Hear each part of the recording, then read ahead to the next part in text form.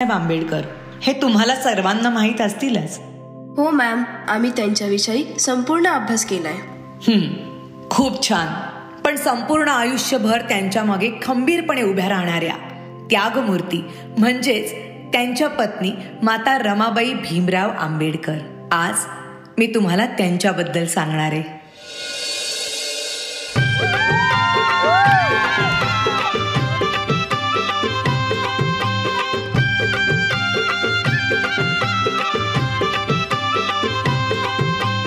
वयाच्या 7व्याच वर्षी त्यांच्या आईवडिलांचं निधन झालं आणि घराची सर्व जबाबदारी त्यांच्या अंगावर पडली.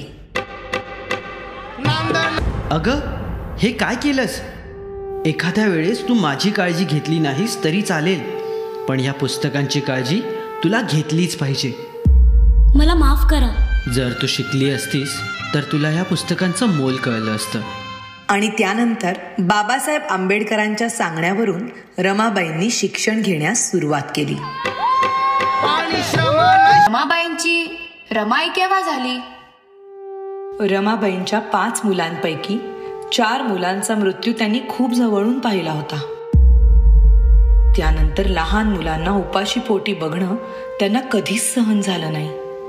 अशाच एका वेळी भुकेल्या मुलांची दशा पाहुनी बांगड्या सोन्याच्या रमाईने दिल्या काढुनी, आणि त्या दिवसानंतर सगळी मुलं रमाबाईंना रमाई बोलू लागली.